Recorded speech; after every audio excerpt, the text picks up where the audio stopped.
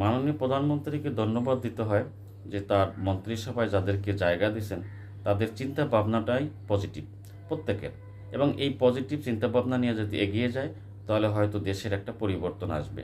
আমরা চাই এই মন্ত্রীদের আমরা হার্ড না করি।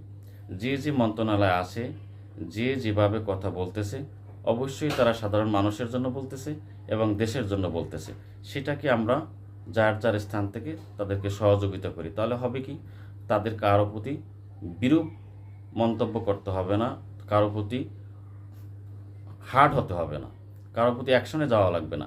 তারা যেভাবে চলে, তারা যেভাবে বলে, আমরা সেভাবে কাজটা করি, নিজের কাজটা করি, তাহলে হয়তো দেশটা পরিবর্তন হবে, দেশের মানুষের পরিবর্তন আসবে।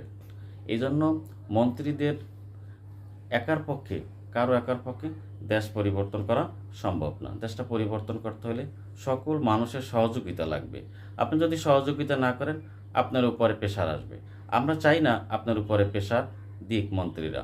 আপনি আপনি থেকে পরিবর্তন হন, ছোট ছোট জায়গা থেকে পরিবর্তন হন। কারণ দেখা যাচ্ছে যোগাযোগ মন্ত্রী যেখানে যাচ্ছে সেখানের কাউন্টারে কেউ বেশি টাকা নেয় না, সবাই হাজির সাহেব। আবার সে চলে আসলে আবার সেই ভাড়া বেশি। এরকম প্রত্যেকটা ক্ষেত্রে যেখানে যাবে সেখানে অফিস টাইমে লোক আসতেছে না, কিন্তু